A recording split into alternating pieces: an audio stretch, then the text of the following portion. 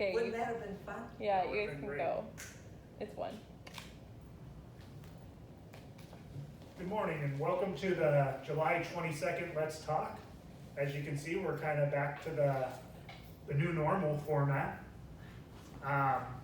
Today do you want to start off with your sign or do you want to end with your sign? Oh, we can start off. Let's start off with the sign. We can put people in a good mood. As some of you know, I recently joined the ranks of senior citizen. At least more recent than some of my neighbors. And I found out that senior citizens are the most common carriers of AIDS. And I wanted to warn you with an AIDS warning. We've all got hearing aids, Band-Aids, Roll-Aids, medical aids, governmental aid, and to some of you, monetary aid to your children. So keep that in mind as you journey here through Westminster. All right, we'll go downhill from there. So let's start at the swimming pool. It's right in the middle of the list so we can get all mixed up. I start at the swimming pool every day because it's right outside my patio. That's fantastic. So one of the things that will be changing with the swimming pool, we've had a number of requests from people asking if you're on the 5-day quarantine, you're allowed to go outside and walk your dog to the dog park. Can we utilize the swimming pool? So we decided that the answer is yes, you can utilize the swimming pool. You can't have anybody else on your reservation, and you can't come to reception to get the key. So we'll make arrangements for you to be able to access the pool at a designated time, and more information will come out about that in tomorrow's update. But yes, the swimming pool can be used. We think it's safe to use that during your quarantine time. As it's outside, there just isn't a lot of risk. And again, that would be different if you're having symptoms, but if you just left campus and you're on the 5-day quarantine, the swimming pool access will be granted starting tomorrow sometime. And if nobody shows up to open the gate, you can come into my patio and borrow my step ladder. Don't do that.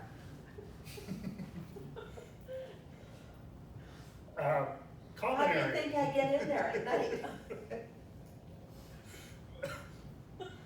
Where are the swimming pool rules? Common areas. So one of the general comments I hear from residents more often than I'd like to hear is that we have residents using the common areas and not following the guidelines of social distancing or wearing a mask when you can't social distance. And some of those areas being used are Pima Lounge, the K sitting area on the second floor, Crossroads, and even in the lobby sometimes. And again, it is critical that each individual is following those guidelines. There is risk. We'll later on talk about the number of cases we've now had. There is risk to everyone. It is important that when you're on campus and you're in common areas, that you're following the social distancing guidelines, that you're wearing a mask. If you've been off campus in the last 14 days, that you're wearing the mask and the face shield. And you're not exempt if you're playing cards. You're not exempt if you're having a happy hour. Again, those common areas really need to be kept safe. People walking by those areas don't want to be exposed to somebody who is not wearing the mask. So again, we really need residents to take that part serious. We want to be able to get back to a point, hopefully in the very near future, where we can open up the restaurants again, or at least open again another restaurant. As we've made that change from going week to week or 2 weeks at a time to knowing this is our new norm, we know with that new norm, we have to get our restaurants back open and we have to do it safely. But if we can't control those other common areas, it means we put that off a little bit longer. But if we want to share a meal with another resident, we can do that in an independent living apartment with your little small group. You can, and you can do that in some of the common areas with a small group too, but you're probably not gonna be all at the same table, Okay, so. Eli wants to I know. have lunch with you. Eli doesn't remember how to social distance. And some mornings he needs a mask.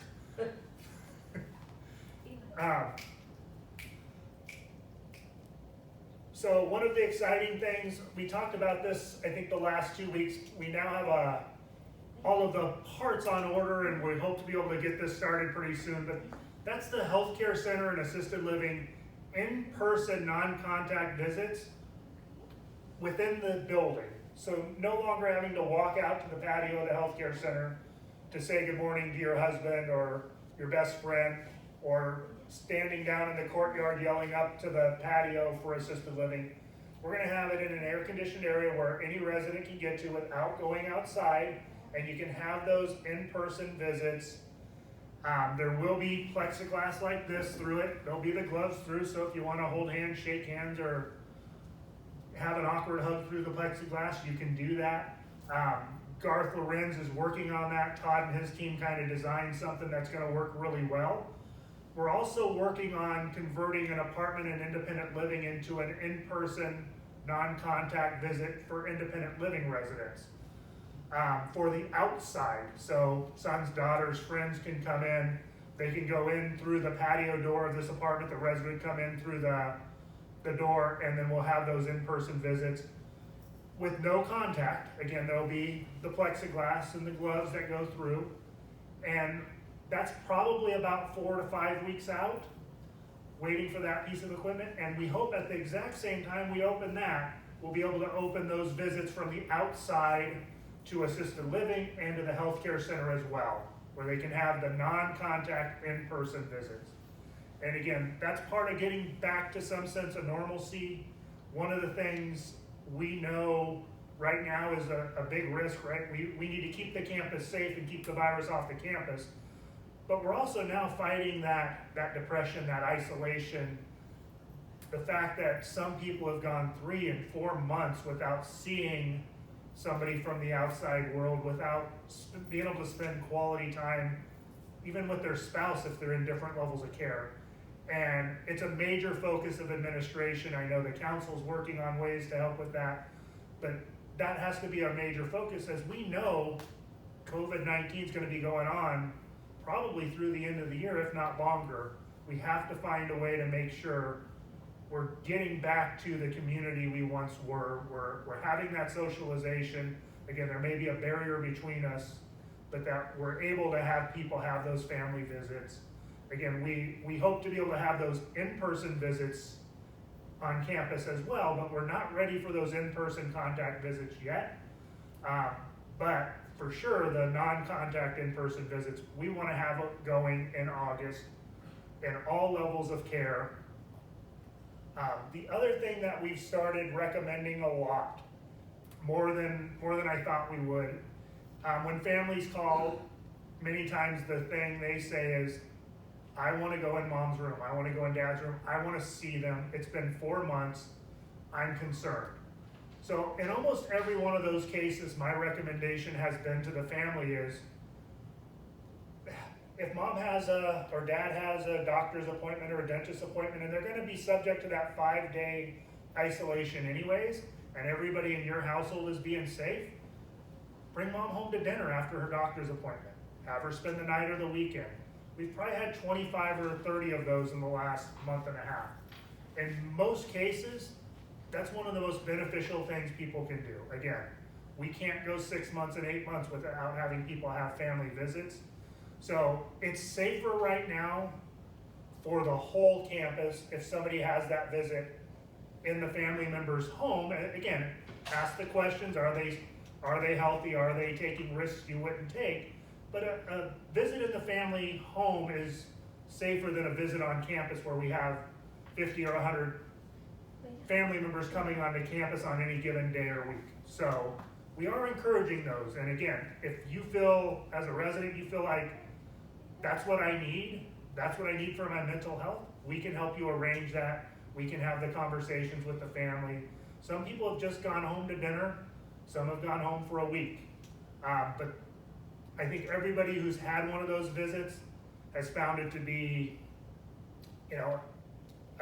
incredible, well worth it. We did shrink that 14 days to 5 days with the symptom checks afterwards. And part of that was so that it was a little bit easier decision to make. And again, it's an individual decision, it's a family decision, but if you're feeling that's what you need, it's probably the right thing to do. It's kind of gone in, the 5-day thing has kind of gone into, I'm not gonna run out to In-N-Out for a burger for a 5-day quarantine and a 14-day keep track of period.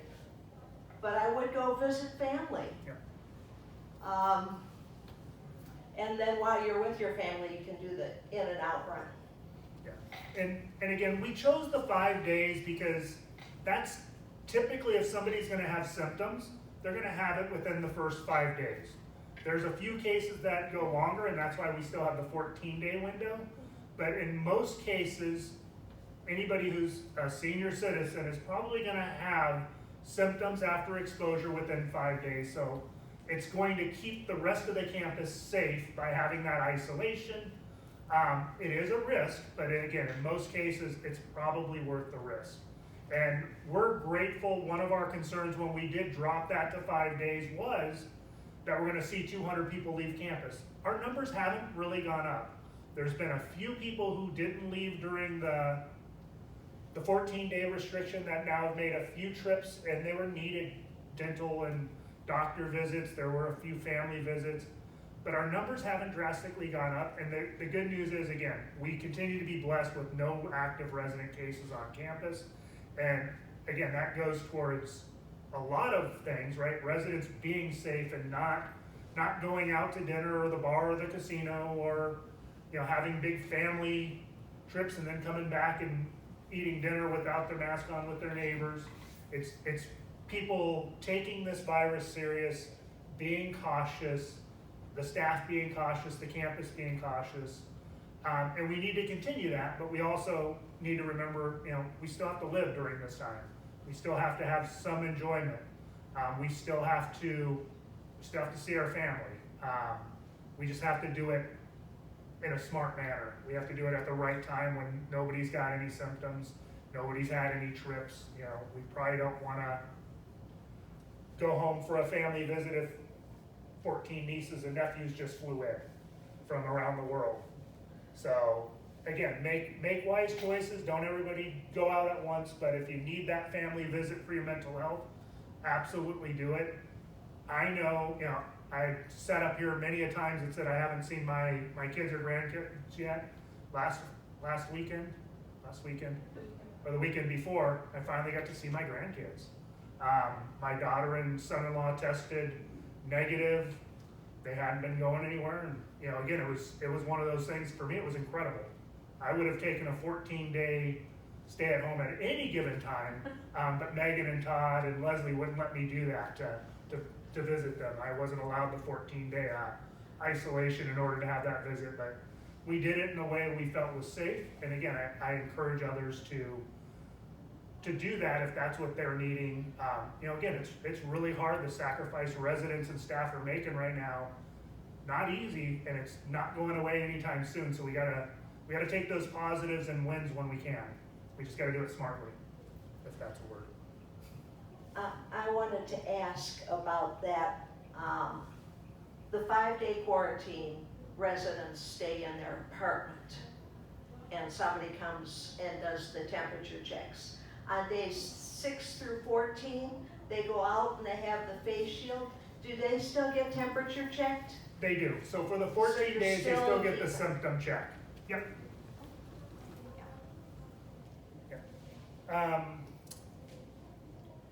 So family visits we talked about.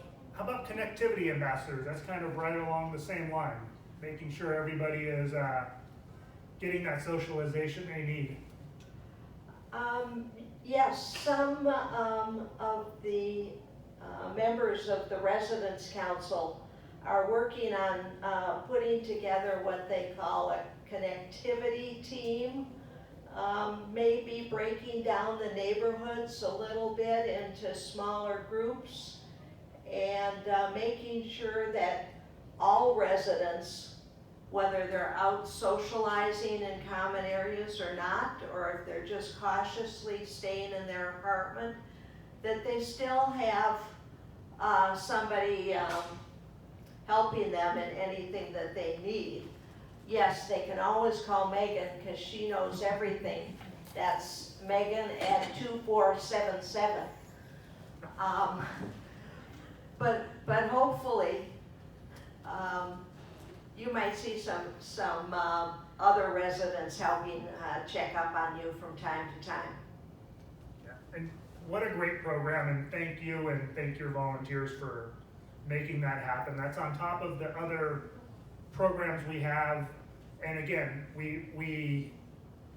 one of the things we didn't want to do during COVID is break the great culture we have, but because of the nature of COVID, we've definitely bent the culture quite a bit by having barriers between us and masks and people self-isolating and all of that. And that socialization is a piece that the first month or two we took into consideration, but there was so much happening with the virus and so many changes to put in place that was something that kind of got put on the back burner. And now that COVID's going to be around and we've acknowledged it's going to be around for a while, we have to really focus on maintaining the culture of the campus, maintaining that social aspect of people living here. It's the number one reason people move into a retirement community is that socialization, and we have to make sure we do a great job of it.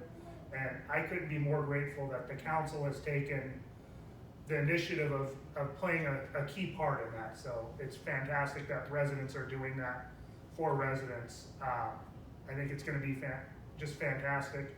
And again, that's on top of the Zoom visits that Kate arranges. That's on top of the in-person non-contact visits.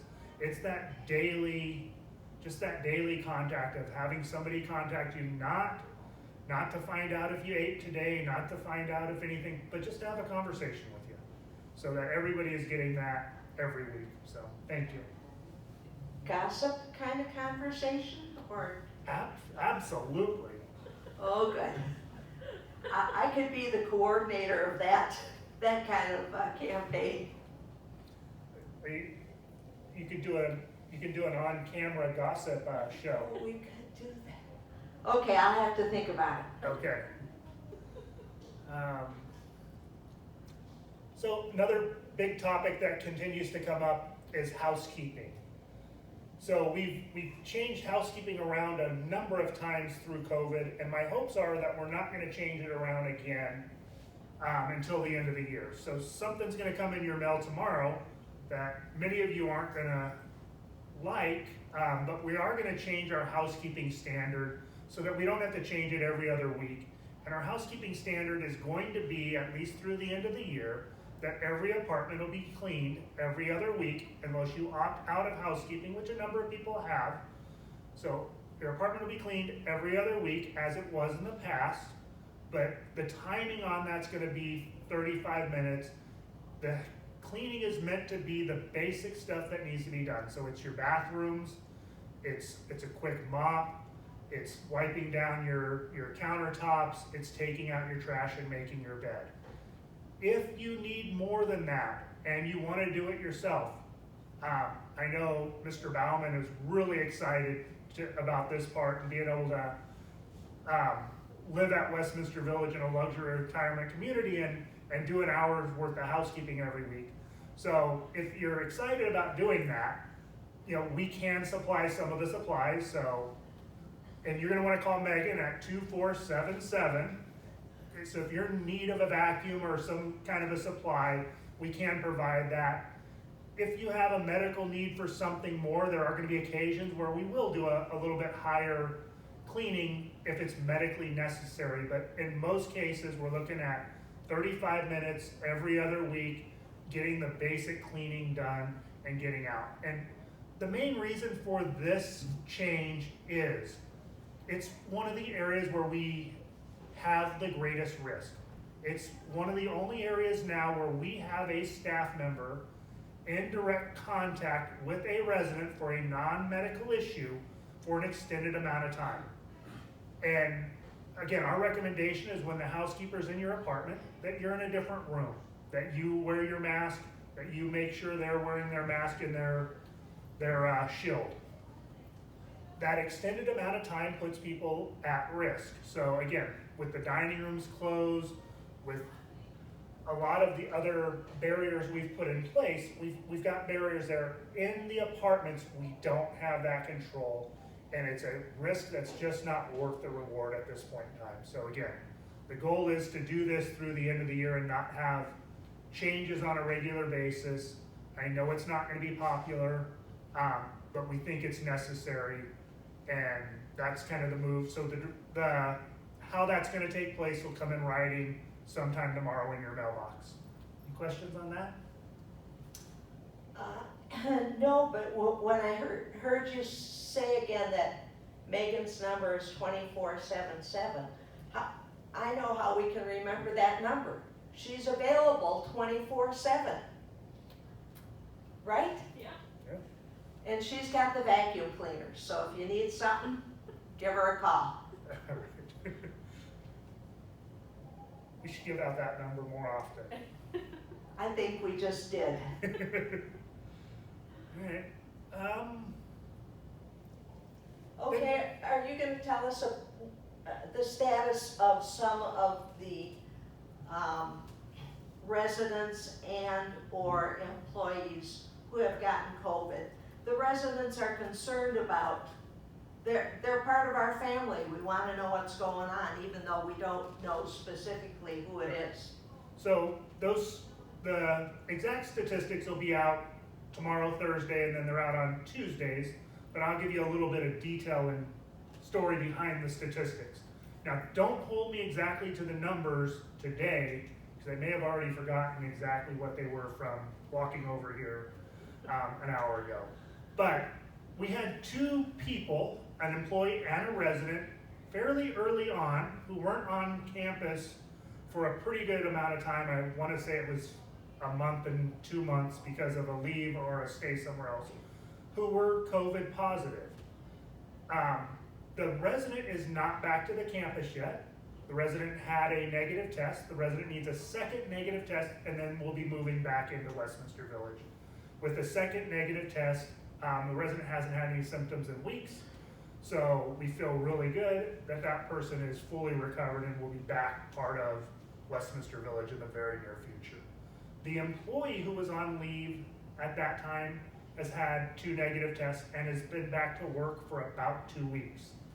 So fully recovered, still not gotten all their strength back, but fully recovered.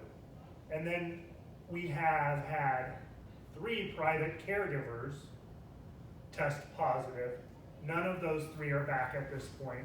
The private caregivers will have the same requirement, no symptoms for 72 hours and 2 negative tests.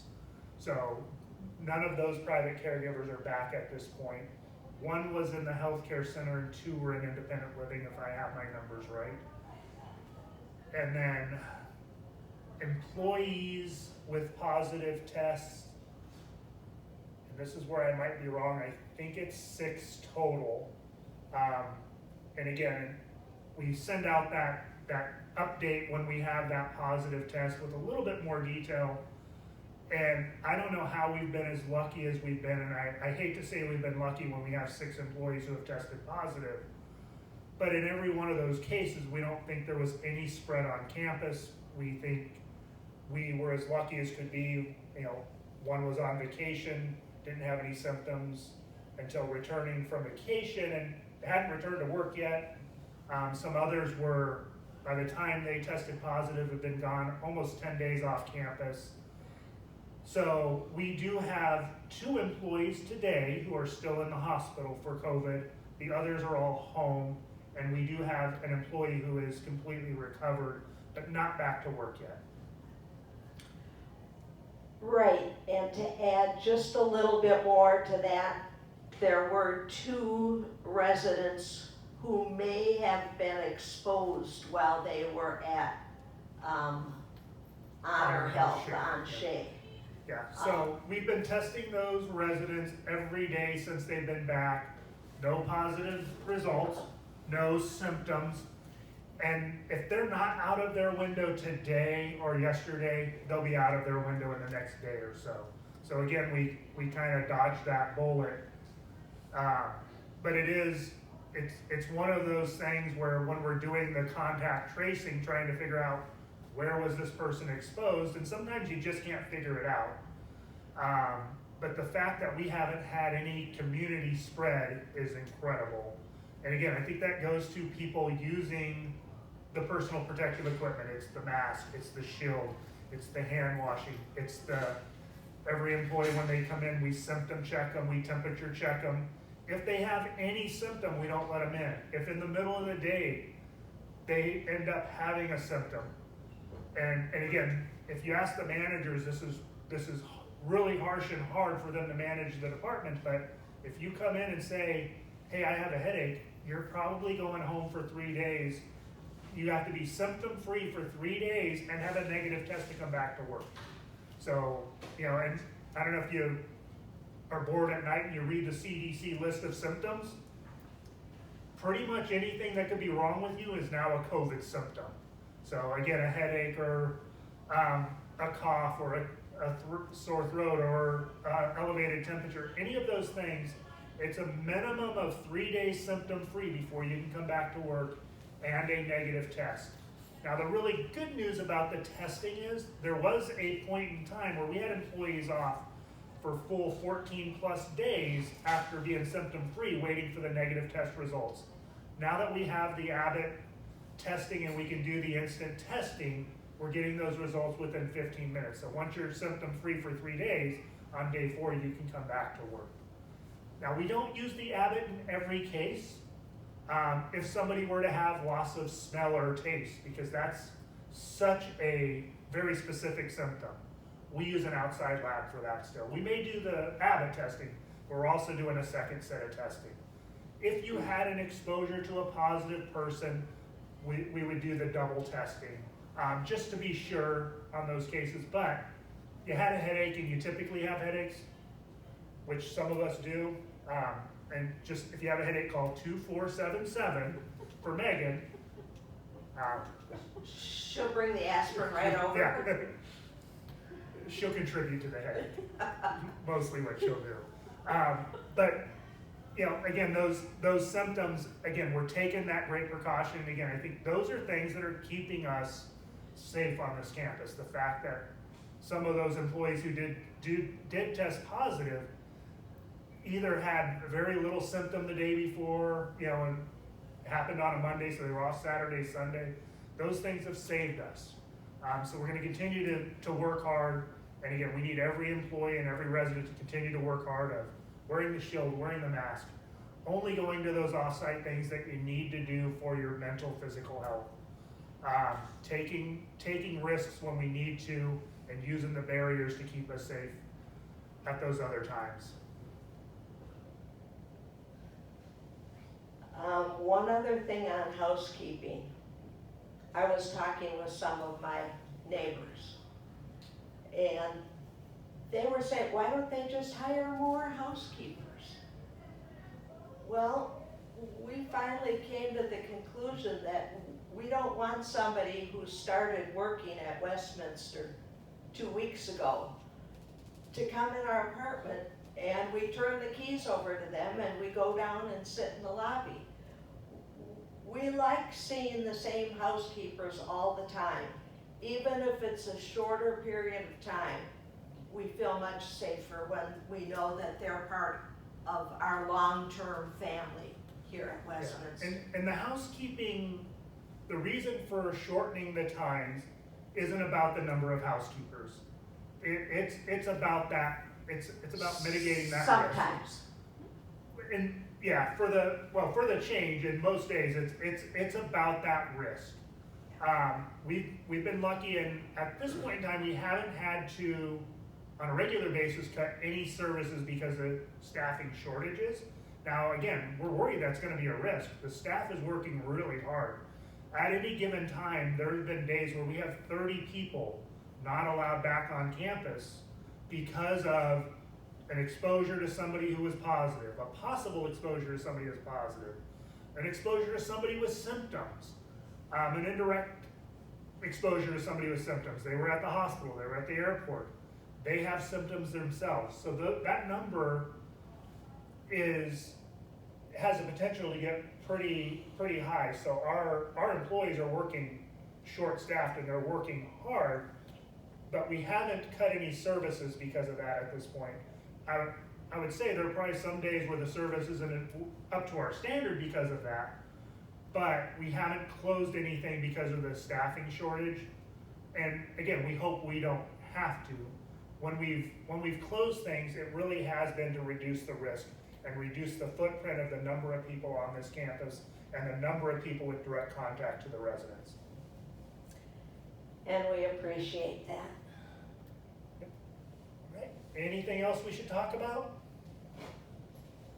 I don't think so, just the parting words, 24/77. All right.